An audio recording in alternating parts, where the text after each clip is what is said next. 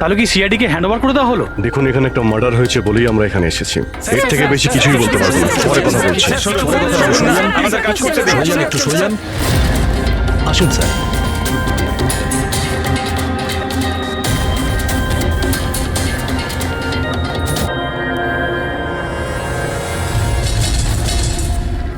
ওর মুখটা আর হাতটা তো একদম পড়ে গেছে। ওর কোনো চিহ্ন তো এই রুমে আর দেখতেই পাচ্ছি না। দেখে তো মনে হচ্ছে যে অ্যাসিড অ্যাটাক হয়েছে। হ্যাঁ দয়া, অ্যাসিড অ্যাটাকই হয়েছে। কিন্তু স্যার, কোথাও তো পড়তো জামা কাপড়ে বা নিচে কোনো অ্যাসিডের চিহ্নই তো নেই। সেটা তো ঠিক। স্যার স্যার ইনি বাথরোব পরে আছেন, মানে স্নান করে বেরিয়েছেন, আর স্নান করার পর উনি এই ক্রিমটা লাগিয়েছিল। এক মিনিট, ওই ক্রিমটায় হাত দেবে না। ওই ক্রিমটাকে চেক করতে হবে।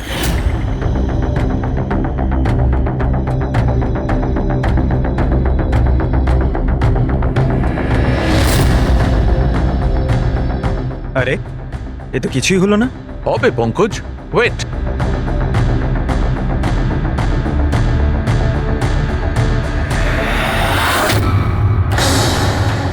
আরে স্যার, এটা তো দেখলে, এটাতে এমন অ্যাসিড মেশানো হয়েছিল যেটা সঙ্গে সঙ্গে কাজ করে না, 2-3 মিনিট বাদে কাজ শুরু করে। আর যখন কাজ শুরু করে তখন এরকম ভয়ঙ্কর ভাবে কাজ করে। স্যার তার মানে স্নান করার পর উনি এই ক্রিমটা লাগিয়েছেন, আর সেটার এফেক্ট কিছুক্ষণ পরে হয়েছে। একদম ঠিক। কেউ আসলে একে মারবার জন্যে এর নিজের যে ক্রিম ছিল সেটা এই ক্রিমটার সঙ্গে বদলে দিয়েছে। এটা কি বলছেন আপনারা? কি কি ব্যাপার? আপনি মনে হচ্ছে একটু বেশি ঘাবড়ে গেছেন। হ্যাঁ, কি জানেন আপনি এদের ব্যাপারে? না স্যার, আমি কিছুই জানি না। ম্যাডাম তো এই ক্রিমটা রোজই ব্যবহার করতো। আর এটা খুনি ভালো মতোই জানতো, আর এটারই সুযোগও নিয়েছে। যেই হোক না কেন, আয়েশাকে খুব কাছ থেকে চিনত। আচ্ছা, ওটা আপনি নয় তো? না স্যার। দেখো, আমরা জানি তুমি কিছু জানো। না ম্যাডাম, আমি কিছুই লুকাচ্ছি না। ব্যাস এই ক্রিমটা আমি লুকিয়ে লুকিয়ে কখনো কখনো ব্যবহার করতাম, আর আজও এই ক্রিমটা আমি মেখেছি। এক মিনিট, এই ক্রিমটা তুমি কখন লাগিয়েছো? স্যার, ম্যাডামের ঘরে আসার কিছুক্ষণ আগে, এই ধরুন 8টা নাগাদ। 8টার সময়। চেক করো। স্যার পুড়ে যাওয়ার তো কোনো চিহ্নই নেই। হবে না, পোড়ার দাগ এই জন্য হবে না কারণ উনি যখন ক্রিমটা লাগিয়েছিলেন ওতে অ্যাসিড ছিল না, মানে ওই ক্রিমটা অরিজিনাল ছিল। তার মানে খনি ক্রিম 8টা থেকে 9টার মধ্যেই বদলে দিয়েছিল। কিন্তু কিভাবে? এখানে এত সিকিউরিটি ছিল। মনে হয় আগে থেকেই কেউ রুমে ছিল। এটা কি করে হতে পারে স্যার? কারণ ম্যাডাম এখানে আসার আগে আমি এই রুমটাকে ভালো করে চেক করেছিলাম, এখানে কেউ ছিল না। আর তাছাড়া ম্যাডামের চিৎকার শুনেই আমরা দৌড়ে এখানে এলাম, আর দেখি দরজা ভেতর থেকে লক স্যার। হ্যাঁ স্যার, আর ভেতরে আসার জন্য আমাদের দরজা ভাঙতে হয়েছিল। ঠিক আছে, আপনারা এখন আসুন, প্রয়োজন পড়লে আবার ডেকে নিচ্ছি। Okay sir. রুমের ভিতরে কেউই আসেনি, কিন্তু রুমটা চেক করতে কনস্টেবলই এসেছিল। পুরবি একটা কাজ করো, এদের সবার ব্যাকগ্রাউন্ড চেক করো। ততক্ষণে আমরা জানার চেষ্টা করি যে ব্যাপারটা কি। এত মিডিয়া, সিবিআই এর কেস, এতগুলো সিকিউরিটি, কি কারণে? অ্যাকচুয়ালি আয়েশা খুব বড় খেলোয়াড় ছিল, লাইক এজেন্ট। যে ধরনের এজেন্ট দুটো পার্টির মধ্যে ডিল করিয়ে মাঝখান থেকে ভালো কমিশন নিয়ে সরে যায়। শুধু এটা ধরে নিন যে আয়েশাও এই ধরনেরই এজেন্ট ছিল, কিন্তু টপ লেভেলে। ওর সমস্ত ডিলগুলি লাখ আর কোটি টাকার উপরেই হতো, আর সব কটাই ছিল একেবারে বেআইনি। আমাদের কাছে এসব কিছুরই প্রমাণ ছিল, আমরা ওকে অ্যারেস্টও করেছিলাম। কিন্তু ও হঠাৎ করে রাজসাক্ষী হয়ে গেল। ও নিজের মুক্তির বিনিময়ে 3 জন বড় ব্যবসাদারের দুর্নীতির বিরুদ্ধে আমাদের হাতে সব প্রমাণগুলো দিত। আজ কোর্টে শুনানি ছিল, কিন্তু কাল রাতেই ওর মার্ডার হয়ে যায়। 3 জন বড় বিজনেসম্যান, এরা কারা? বিকি, রাহুল, কুমার। এই 3 জনের কাছেই পয়সা আর পাওয়ার যথেষ্ট আছে, যা খুশি করতে পারে। আর যে প্রমাণগুলো আয়েশার কাছে ছিল, আয়েশার কাছে কিছু টেপ ছিল, এই 3 জন বিজনেসম্যানের বেআইনি কাজের কিছু ভিডিও ফুটেজ।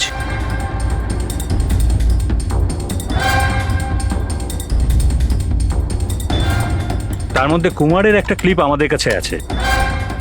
এই দেখো দয়া। চিয়ার্স। টাকাটা কবে ট্রান্সফার করছেন মিস্টার কুমার? ব্যাস, যেই আমাদের কাছে গানস পৌঁছে যাবে আপনার অ্যাকাউন্টে টাকা পৌঁছে যাবে। সেসবের চিন্তা আপনি করবেন না মিস্টার কুমার, ওনাদের কাছে অস্ত্রের তো কোনো খামতিই নেই, এমনিতেই তো পড়ে পড়ে জংই ধরছে। হ্যাঁ, তাছাড়া পাওয়ারে থাকার তো এটাই সুবিধা, তাই না? যখন যেটা মন চায় করে না। আপনি শুধু এই কনসাইনমেন্টটা সম্পূর্ণ করে দিন, আমাদের তো একসঙ্গে অনেক কাজ করতে হবে, তাই না? একদম। আর এটা তো সবে শুরু। আমি যতদিন আছি আপনাদের দুজনকে কোনো চিন্তা করার দরকার নেই। এটা একটা স্যাম্পল দয়া, এটা থেকে কিছু প্রমাণ করা যাবে না। অবশ্য প্রমাণ হিসেবে আয়েশার কাছে দেওয়ার মতো অনেক কিছুই ছিল, কিন্তু ও আমাদের কিছুই দেয়নি। ও চেয়েছিল যে এই সমস্ত প্রমাণগুলো ও কোর্টের হাতে নিজেই দেবে। নিজের নিরাপত্তার বদলে ও আমাদের সামনে এই শর্ত রেখেছিল। বাকি টেপগুলো ছাড়া এই টেপ আমাদের কোনো কাজেই আসবে না। এই টেপ আপনার কাজের না হতে পারে, কিন্তু আমাদের কাজে লাগতে পারে। এই তিনজনকে ব্যুরোতে ডাকার জন্য যথেষ্ট। যে লেভেল পর্যন্ত এরা পৌঁছেছে, এদের পক্ষে আয়েশার মার্ডার প্ল্যান করা খুব একটা বড় ব্যাপার নয়। ছিলাম এগুলো ওই লোকগুলোর স্টেটমেন্ট আর সিগনেচার, যারা কাল রাত 9টা থেকে 3টে অবধি আমার ক্লায়েন্টের সাথে ছিল। টাইম তো আমরা জিজ্ঞাসা করিনি। দেখুন, আয়েশার মাথা খারাপ ছিল, ও এমনই মন গড়া গল্পগুলো শোনাতো যাতে ও শাস্তি থেকে বেঁচে যায়। That's it. আয়েশা আপনাকে ঠকিয়েছে, আপনার বিরুদ্ধে সিবিআই এর কাছে প্রমাণ দিয়েছে। রাগ হওয়াটা তো স্বাভাবিক। হ্যাঁ, ভেবেছিলেন খুন করে দেওয়া যাক ওকে? রাগ নয় স্যার, বরং আফসোস হলো ওর ওপর। কারণ ও চাইলেও কিছু করে উঠতে পারতো না স্যার, কারণ ওর করার মতো কিছুই ছিল না। এটা আমার ক্লায়েন্ট রাহুলের অ্যালিবাই। কাল রাত্রে ইনি কিন্তু নিজের বিজনেস পার্টনারদের সাথেই ছিলেন, এর মধ্যে সমস্ত ডিটেলস আছে।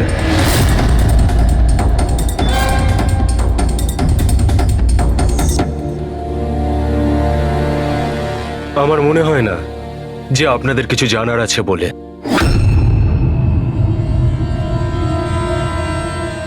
আপনারা যেতে পারেন। ধন্যবাদ।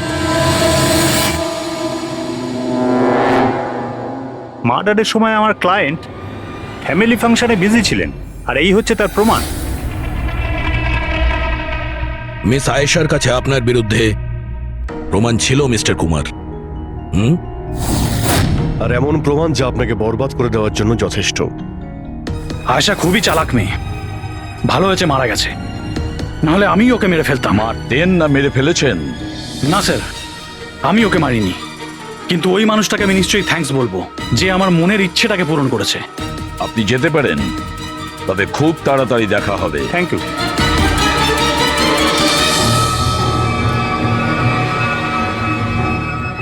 আপাতত আমরা কাউকেই অ্যারেস্ট করতে পারবো না।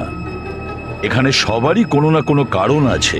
স্যার, হ্যাঁ স্যার, স্যার একটা কথা জানা গেছে।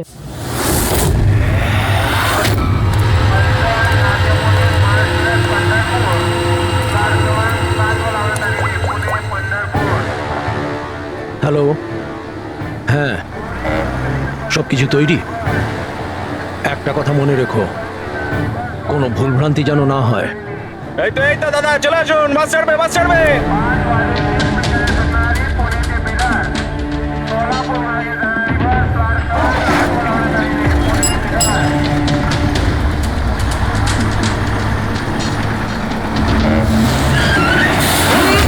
চাপ বাবা। আরে দাদা, কি হলো? বাস দাঁড়ালো কেন?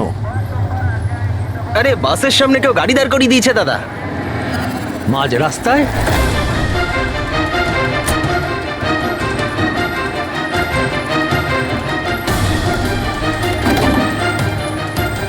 স্যার, আপনারা এখানে?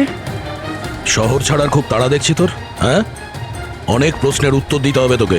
চল চল। স্যার, আমি কি করেছি স্যার? স্যার, আমার কথাটা তো শুনুন স্যার। স্যার, আমাকে কেন ধরছেন স্যার? স্যার স্যার কি করছেন স্যার? আমাকে কেন ধরছেন? আমি তো ছুটি নিয়ে দেশে যাচ্ছি স্যার। তোর রেকর্ড আমরা চেক করেছি, তুই তো আমাদের বলিসনি। হ্যাঁ, যে আয়েশার আগে তুই মিস্টার কুমারের জেট সিকিউরিটিতে ছিলি। হ্যাঁ স্যার, ওটাই তো আমার কাজ। আর আপনি তো জানেন যে সরকার আমাদের যেখানে পাঠায় সেখানে যেতে হয়। তোমার মোবাইলে কুমারের কল একবার নয় 3 বার। আয়েশার মার্ডারের ঠিক আগে। এটাও একটা কাজ। আপনারা ঠিক বলেছেন স্যার। কুমার আমাকে কল করেছিল, ও আয়েশা ম্যাডামের সঙ্গে কথা বলতে চাইছিল, কিন্তু আমি বারণ করেছিলাম স্যার। ও আমাকে টাকার লোভও দেখিয়েছিল, কিন্তু আমি তবুও কথা বলাইনি। প্রথমে দুবার বারণ করেছিলি তুই, আর তারপর রাজি হয়ে গেলি তুই, হ্যাঁ? ম্যাডাম, এই কুমার স্যার আবার ফোন করছেন। হ্যাঁ, আমাকে কোনো বিপদের ব্যাপারে বলতে চাইছে। ফোনটা দাও। এই নিন। হ্যাঁ বলো। আমি জানতে পারলাম তুমি আমার জন্য চিন্তা করছো, কোনো বিপদ থেকে আমাকে উদ্ধার করতে চাইছো। How strange. আমি বলে দিচ্ছি, আমি তোমাকে খুব ভালো মতো চিনি। আর এই সমস্ত কার্যকলাপ না তুমি অন্য কারোর সাথে করো। আর এমনিতেও যদি আমি জেলে যাই, এই টাকাগুলো নিয়ে আমি কি করব? আচার দেবো? এই টাকাটা না তুমি তোমার কাছেই রাখো, এটা তোমারই সাহায্যে লাগবে। কোনো দরকার নেই এই ফোনটা আমাকে দেওয়ার। আমার সাথে গেম খেলার চেষ্টা করে যাচ্ছে, আর তুমি ওকে সাহায্য করছো। আমি কোথায় ম্যাডাম? আপনাকে সাহায্য করছিলাম তো। ঠিক আছে থাক, শুধু এইটুকুনি জেনে রেখো, তুমি যদি ওকে সাহায্য করো না, রক্ষা পাবে না। আমি সিবিআই কে বলে দেবো, যদি আমার কিছু হয় তাহলে সবার প্রথমে তোমাকেই অ্যারেস্ট করবে। তুই গেছিলি না আয়েশার ঘরে ঠিক ও রুমে ঢোকার আগে? ওর বিউটি ক্রিমটাকে অ্যাসিড ক্রিমে বদলাতে খুব বেশি সময় লাগেনি নিশ্চয়ই, তাই না? এ আপনি কি বলছেন স্যার? আমার কথা বিশ্বাস করুন, আমি সত্যি বলছি। যদি তুই সত্যি কথাও বলিস না, তাহলেও এই কেস যতক্ষণ না সলভ হচ্ছে তুই আমাদের হেফাজতে থাকবি, বুঝলি? এখন চল, নিয়ে চল ওকে, চল চল। আরে স্যার স্যার আমি কিছু করিনি স্যার, ছেড়ে দিন স্যার, প্লিজ স্যার। হ্যাঁ পুরবি, বলো। স্যার, ওই ফুটেজটা যেটা ও সিবিআই কে পাঠিয়েছে, সেটা ওই ঘর থেকেই শুট করা হয়েছে যেখানে ওর খুন হয়েছিল। তার মানে আয়েশার বেডরুমে? হ্যাঁ স্যার, ওরই বেডরুমে। আসলে এই ফুটেজটা 1 বছর আগের, ফার্নিচার বদলানো হয়েছিল তাই বোঝা যাচ্ছিল না। Are you sure? স্যার 100%, এটা সেই ঘরটাই। হ্যাঁ, একটা ভাইটাল ইনফরমেশন দিলে Purabi, thank you so much. Purabi বলল যে আয়েশা মিনিস্টার আর মিস্টার কুমারের স্টিংটা ওই রুমেই করেছে। আর যদি এটাই হয়, ক্যামেরা ওই ঘরেই কোথাও লুকানো আছে, তার মানে ক্যামেরা এখনো ওখানেই আছে।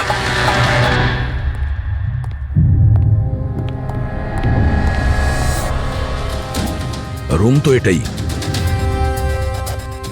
আর এই হলো জানালা। ফুটেজে জানালা রয়েছে, তার মানে এই ফুটেজটা এই দিক থেকেই তোলা হয়েছে। স্যার, ফুটেজ অনুযায়ী তো ক্যামেরা এখানে থাকা উচিত। না ভাই, এতটা হাইটে না, ক্যামেরা আই লেভেলে ছিল, আর সেই হিসেব অনুযায়ী এইখানেই কোথাও হওয়া উচিত। আচ্ছা, ওই আয়নার ভিতরে নেই তো? আরে ওই যে আয়নাগুলো থাকে না, যার একদিকে দেখা যায় আর একদিকে দেখা যায় না। ভাই তাহলে তো জানতেই পারা যাবে। কি করে স্যার? তুমি ওই ফিঙ্গার নেল টেস্টের কথা শোনোনি? যে কোনো অচেনা জায়গাতে বা ট্রায়াল রুমে ড্রেস চেঞ্জ করার আগে এই টেস্ট করে নেওয়া উচিত, ফিঙ্গার নেল টেস্ট। তোমার যে নখ রয়েছে সেটা তুমি কাঁচের মধ্যে লাগাও, আর তোমার রিফ্লেকশনে যে নখ আছে আর তোমার যে নখ রয়েছে তার মধ্যে যদি গ্যাপ থাকে তাহলে সেটা আসল, আর যদি গ্যাপ না থাকে তাহলে সেটা নকল ওয়ান ওয়ে। যেমন এই মিররটা, এটা ওয়ান ওয়ে মিরর। যদি মিররটা ওয়ান ওয়ে হয় তাহলে তো এর পেছনে জায়গা থাকার কথা।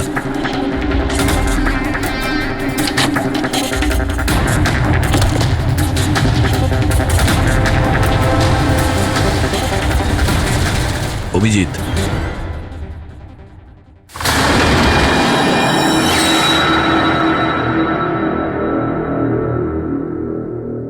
এখানে তো পুরো ফিল্মের সেটআপ লাগানো রয়েছে। এসডি কার্ড তো নেই স্যার। হ্যাঁ,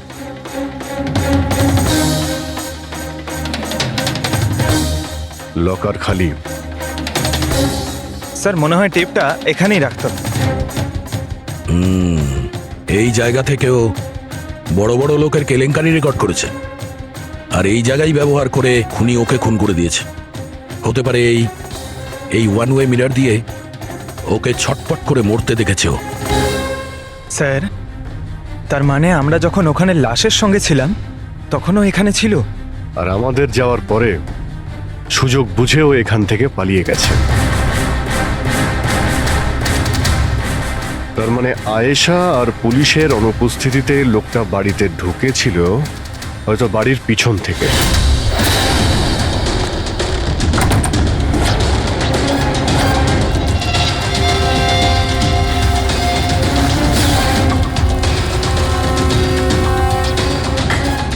ও আয়েশার বিউটি ক্রিমটাকে সরিয়ে বিষাক্ত ক্রিমটা রেখে দেয় আর তারপর ভিতরে ঢুকে বসে থাকে।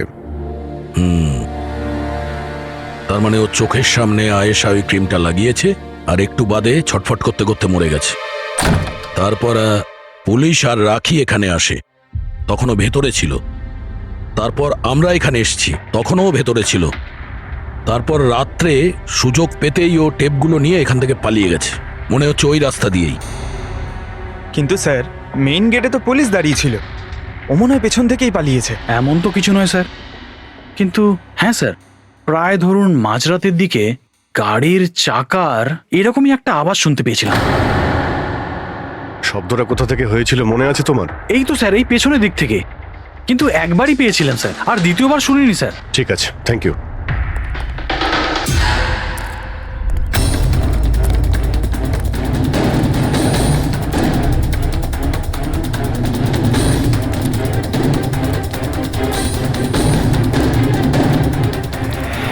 স্যার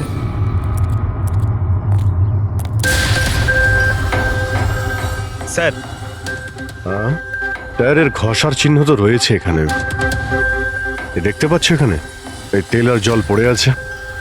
মনে হচ্ছে এসি চালিয়ে গাড়ি এখানে অনেকক্ষণ দাঁড়িয়েছিল। আর তারপর গাড়ি এখান থেকে বেরিয়ে গেছে। ওই কনস্টেবল এই গাড়িরই টায়ারের আওয়াজ শুনেছিল। যদি গাড়িটা এখানে অপেক্ষা করেই থাকে তাহলে হঠাৎ এমন কি হলো যে তাড়াহুড়ো করে চলে গেল? স্যার মনে হয় কেউ দেখে ফেলেছিল, ওই জন্য ভয়তে পালিয়ে গেছো। পয়েন্ট আছে।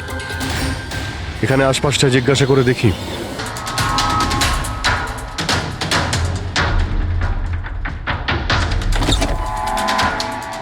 নমস্কার। নমস্কার। নমস্কার, আমরা সিআইডি অফিসার্স। সিআইডি?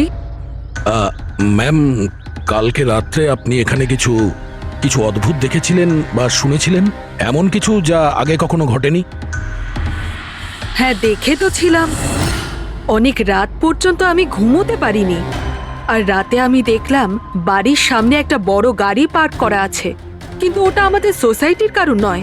অনেক রাত পর্যন্ত গাড়িটা কিন্তু ওখানেই ছিল। কোন গাড়ি ছিল আপনার মনে আছে কিছু? দেখুন, গাড়ির ব্যাপারে তো আমি বিশেষ কিছু তো জানি না, কিন্তু ওটা HX9 ছিল, কারণ আমার ছেলের কাছেও ওই একই গাড়ি আছে। I C.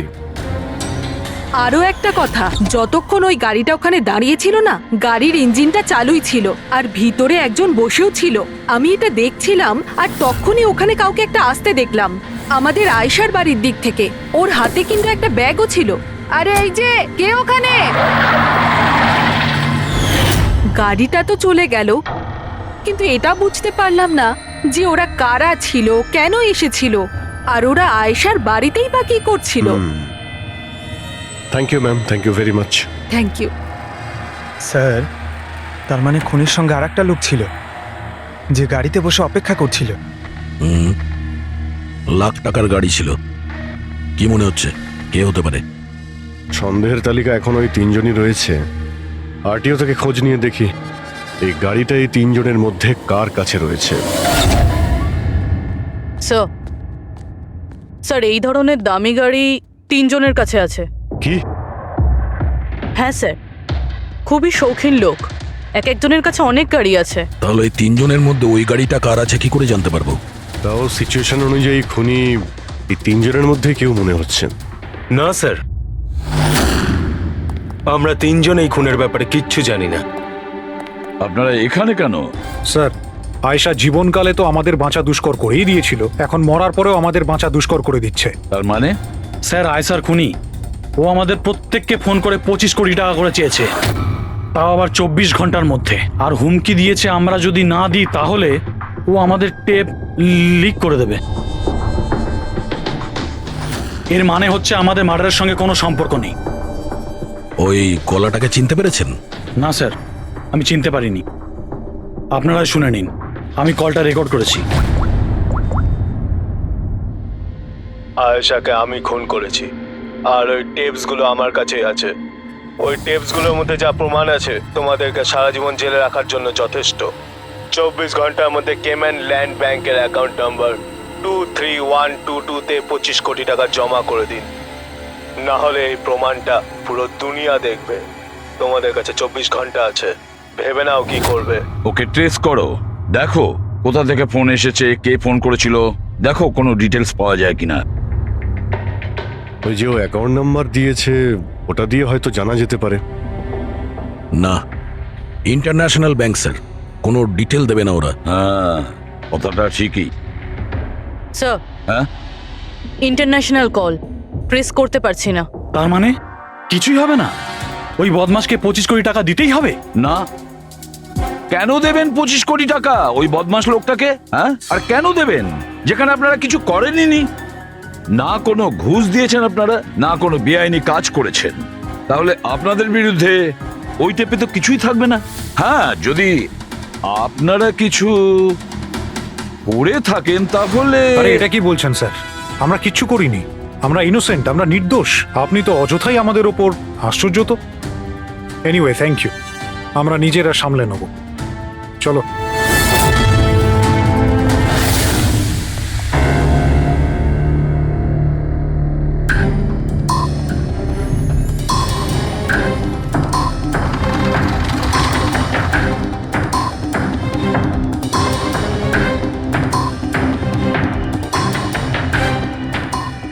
সারিকা, এই রুমটাকে খুব ভালো করে চেক করতে হবে। খুনি এখানে ঘন্টার পর ঘন্টা ছিল, তার মানে এখানে কোনো না কোনো জিনিস নিশ্চয়ই পাবো আমরা, যেটা দিয়ে ওর ডিএনএ টেস্ট করা সম্ভব। ওর চুল, ওর নখ, যা কিছু।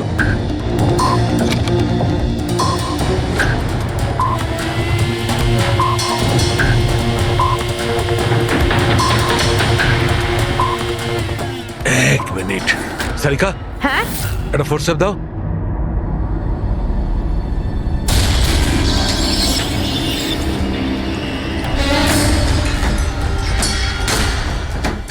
মাই গড, সারিকা এই দেখো।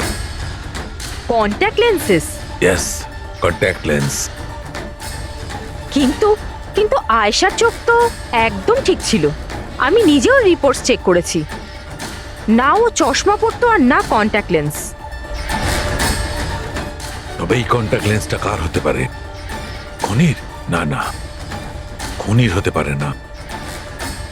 একটা চোখের কন্ট্যাক্ট লেন্স খুলে যাবে আর কেউ জানতে পারবে না, এটা ইম্পসিবল। দেখান তো একটু।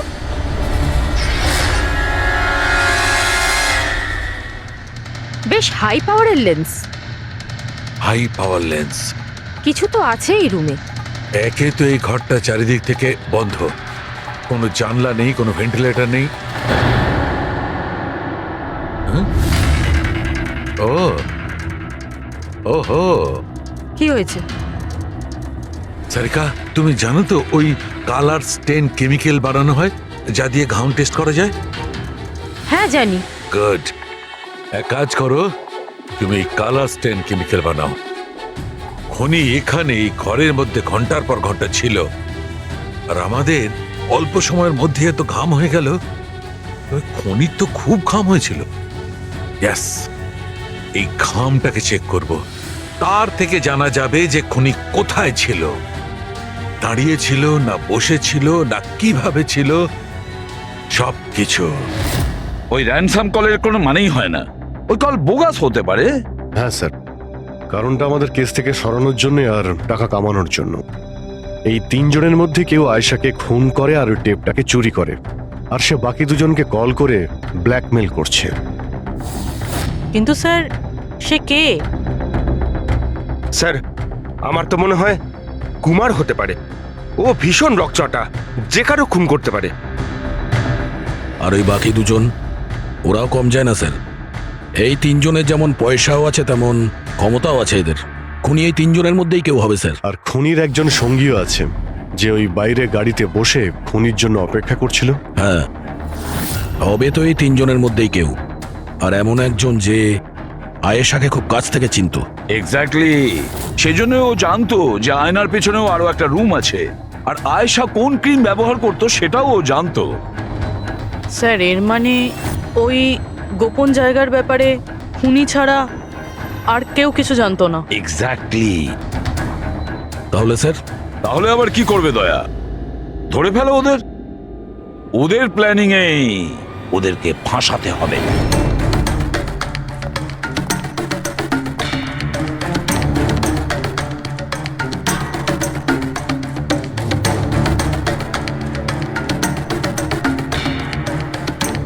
আমাদেরকে এখানে কেন ডাকলো? কোনো আইডিয়া? হয়তো জিজ্ঞেস করার জন্য ডেকেছে খুনিকে টাকা দিয়েছে কি দিইনি। তাহলে তোমরা দুজন কি টাকা দেবে? তোমাদের কি মনে হয় টাকা দেওয়া ছাড়া আর কোনো উপায় আছে? তা তুমি কি করতে চলেছো ভিকি? দেবে টাকা? দেখো, টেপের ব্যাপারে তো কিছু বলতে পারছি না, আর তাছাড়া আমি কোনো বেআইনি কাজ করিনি, এই জন্য টাকা দেওয়ার তো কোনো প্রশ্নই আসে না। সরি, আমি টাকা দিচ্ছি না। ও কাম অন ম্যান, এত ঢং করার কি আছে? কিছু করে থাকলে বলো না, শুধু আমরা তিনজনই আছি এখানে। দেখো রাহুল, যদি কথা... এক সেকেন্ড, নাও সিআইডি মেসেজ করেছে। আরে কোথায় আছে ওরা? কি লিখেছে বল। কোথায় আটকে গেছে, আসতে পারবে না, ফিরে যেতে বলেছে। হোয়াট ননসেন্স ভাই, আমরা কখন থেকে এখানে বসে আছি, শুধু শুধু সময় নষ্ট করে গেল। এবার কি করবে? যাওয়া যাক, আর কি, চলো কাম অন।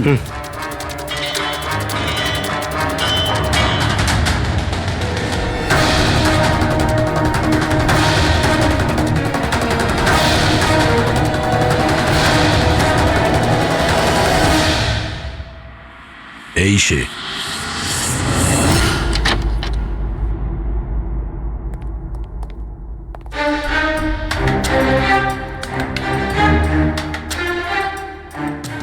স্যার, ভিকি তার মানে ও জানতো যে আয়নাটার পিছনে ক্যামেরা আছে? হ্যাঁ, বাকি দুজনের হয় এরা কিছু জানে না, না হলে আমাদের সামনে অ্যাক্টিং করছে। স্যার, আমার তো এই বিকিকেই সন্দেহ হচ্ছে। এবার কি করব? নজর রাখা যাক এর ওপর, কোনো না কোনো ভুল নিশ্চয়ই করবে। হ্যাঁ সারিকা, কালাস্টেন কেমিক্যাল রেডি। ঠিক আছে, চলো।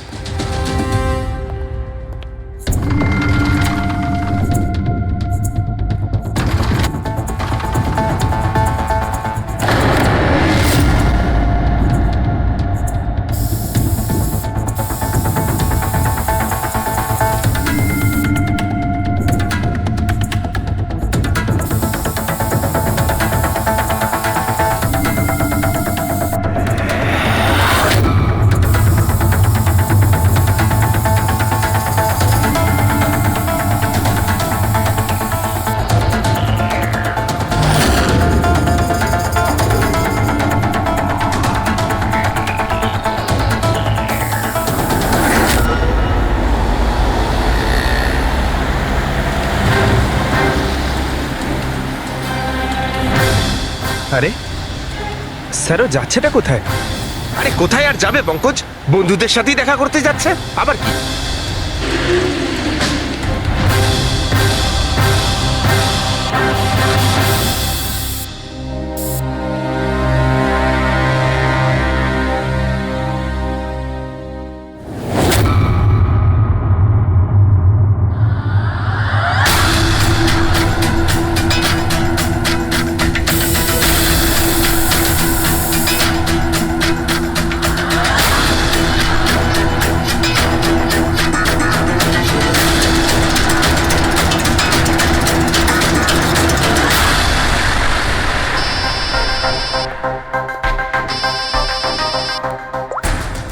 হ্যাঁ সারিকা বলো।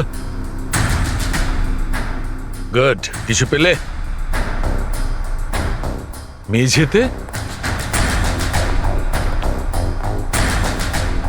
মেঝেতে শুয়েছিল? মেঝেতে কেন? ওকে ওকে, ঠিক আছে সারিকা, আমি তোমাকে পরে ফোন করছি, বাই। ওই দুদিন আগে আমি 1124 লাস্টটা এনেছিলাম। হ্যাঁ স্যার। কোথায় ওটা? ওর মুখটা দেখতে হবে। এই যে স্যার।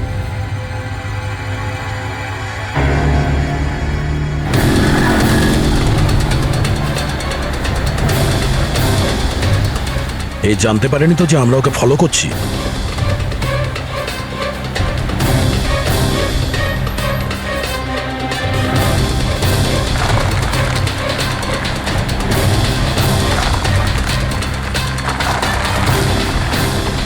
স্যার এটা সত্যি সত্যি বাড়িতে ঢুকে গেল। ভেবেছিলাম ও কোনো বন্ধুর সাথে দেখা করবে। হ্যাঁ অভিজিৎ, কি ডক্টর সালুকে বলে দিয়েছেন যে খুনি কে? কে? ও হ্যাঁ, আমরা এই উইকিকে ফলো করতে করতে ওর বাড়ির কাছে পৌঁছে গেছি। ঠিক আছে, আমরা ওয়েট করছি। অভিজিৎ আসছে।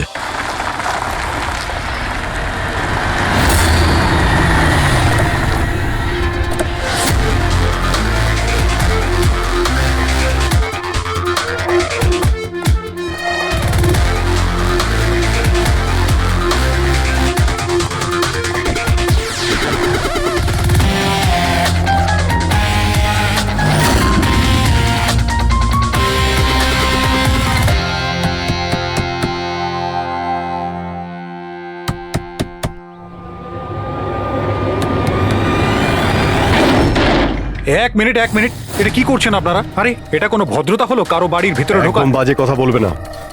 আমরা সত্যিটা জেনে গেছি। কোথায় লুকিয়ে রেখেছো ওকে? দেখুন, আপনি আমার কথা শুনুন, আপনার কোথাও ভুল হচ্ছে। আমি কিচ্ছু করিনি। আমি না আয়েশাকে খুন করেছি আর না এখানে কাউকে লুকিয়ে রেখেছি।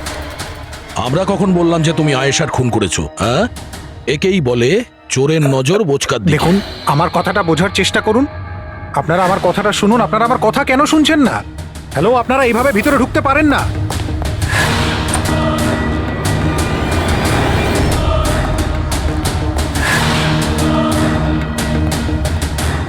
এখানে তো কেউ নেই।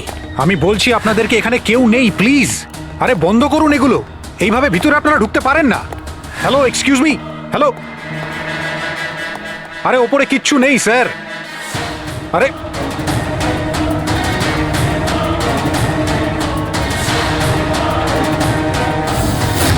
প্লিজ দেখুন, এখানে কিচ্ছু নেই, কেউ নেই এখানে। আরে আপনারা তো আমার কোনো কথাই শুনছেন না। আজব তো, কখন থেকে বলছি এখানে কেউ নেই। আরে কেউ নেই এখানে। হ্যালো স্যার,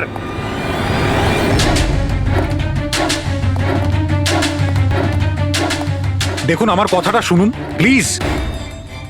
শুনুন, দেখুন দেখুন, আমি আপনাকে বলছি আমি আয়েশাকে খুন করিনি। প্লিজ আমার কথাটা বোঝার চেষ্টা করুন। আমি সত্যি বলছি। আমরা জানি যে তুমি আয়েশাকে খুন করোনি। তাহলে আপনারা এখানে কি খুঁজছেন? 1 মিনিট, সব জানতে পারবে।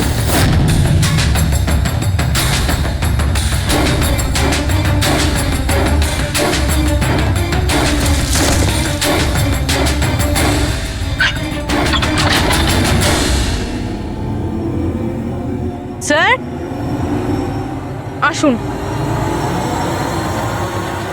আয়েশা দেবী, আপনার খেলা শেষ, চলে আসুন।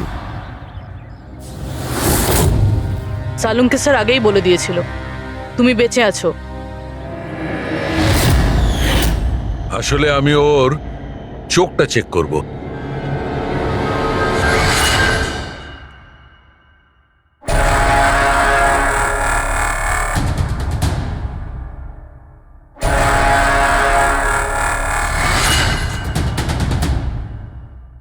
আমি যেটা ভেবেছিলাম সেটাই ঠিক। তুমি আসলে আয়েশা হতেই পারো না। তুমি তো সে যাকে ঘরের মধ্যে বেঁধে রাখা হয়েছিল। অন্য কোনো মেয়েকে আয়েশা বানিয়ে নির্মমভাবে ওকে হত্যা করেছো। কে ছিল ওই মেয়েটা? কি শত্রুতা কি ছিল ওর সঙ্গে? ওর সাথে কোনো শত্রুতা ছিল না। আমি শুধু আমার জীবনটাকে বাঁচাতে চেয়েছিলাম। আমি খুব ভালো করে জানতাম যে সিবিআইকে সাক্ষী দেবার পরেও আমি সুরক্ষিত থাকবো না। এই তিনজনেই কিন্তু খুব ডেঞ্জারাস। ওরা আমাকে ঠিক খুঁজে বের করে নিত, আর আমি ভয় পেয়ে বেঁচে থাকতে পারতাম না। তাই আমার সামনে একটাই রাস্তা ছিল, নিজের মরে যাওয়ার মিথ্যে অভিনয় করে সারাটা জীবনের মতো উধাও হয়ে যাওয়া। এই পরিকল্পনাটা আমরা দুজনে মিলে বানিয়েছিলাম। ওই মেয়েটা একটা স্ট্রাগলিং অ্যাক্ট্রেস ছিল। ওকে আমরা ইন্টারনেটের কোনো অনলাইন কাস্টিং এজেন্সি থেকে খুঁজে বার করেছি। রিয়া নাম ছিল ওর। ওকে এই জন্যই সিলেক্ট করেছিলাম কারণ ওর হাইট, ওয়েট সব কিছুই আয়েশার মতো ছিল। আমরা ওকে মিথ্যে মিটিংয়ের অজুহাতে বাড়িতে ডাকি। আর ওকে অজ্ঞান করে দিই, আর ওকে বেঁধে ওই গুপ্ত রুমে রেখে দিই।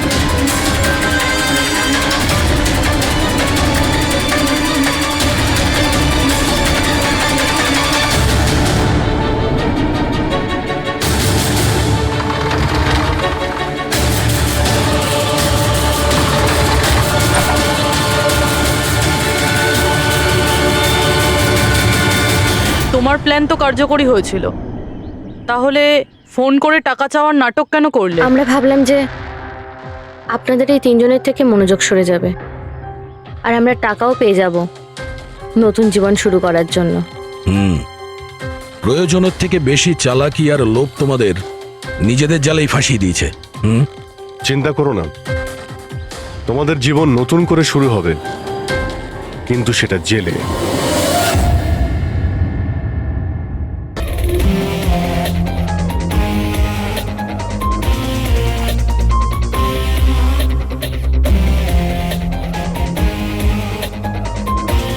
আসুন স্যার।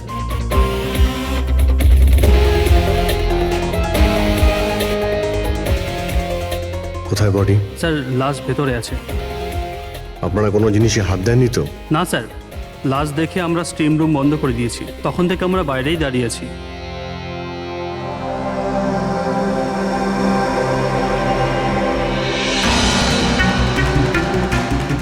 অভিজিৎ, এই দেখো, এই এই গলাটার নার্ভ কেটে গেছে, এখান থেকে অনেক রক্ত বেরিয়েছে, সেই জন্য মারা গেছে। স্যার, এরা বলছে যে ছুরি মারা হয়েছে, কিন্তু আঘাত তো দেখতে পাচ্ছি না।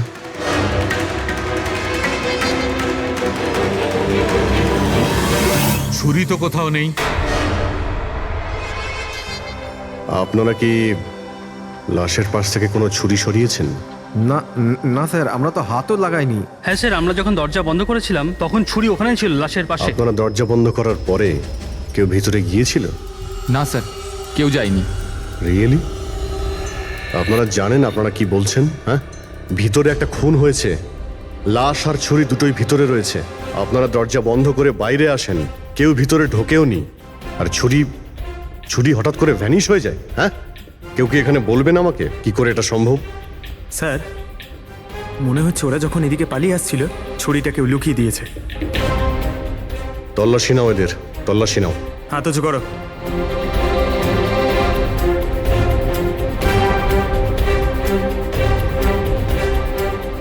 স্যার, এদের কাছে তো কোনো ছুরি নেই, এবার এদের কাছে একবার। স্যার, আমাদের অবস্থা তো দেখুন, কোথায় লুকাবো ছুরি?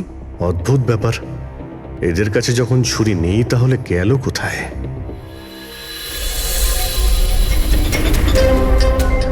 স্যারের গলায় ছুরির আঘাত রয়েছে।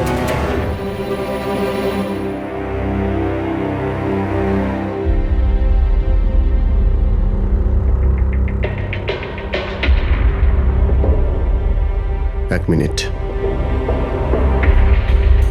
হ্যাঁ দয়া, ওখানে অঙ্কুরের মৃত্যু কি করে হয়েছে, কিভাবে? খুনি ওর গলায় ছুরি মেরেছে। এখানে মঞ্জুর খুনও ঠিক ওইভাবেই হয়েছে। দয়া, যে ছুরি দিয়ে খুন করা হয়েছে সেই ছুরিটা আছে ওখানে? হ্যাঁ আছে। এই যে, কেন, কি হয়েছে? ভাই, এখানে ছুরি পাওয়া যাচ্ছে না। কি, ছুরি উধাও হয়ে গেছে? আচ্ছা, একই রিসর্টে একই সাথে দুটো আলাদা আলাদা জায়গায় দুজন বন্ধুর খুন, তাও আবার ঠিক একইভাবে। ঠিক আছে, আমি তোমাকে পরে কল করছি। পুরবি, এই ছুরিটাকেও ফরেন্সিকে পাঠিয়ে দাও।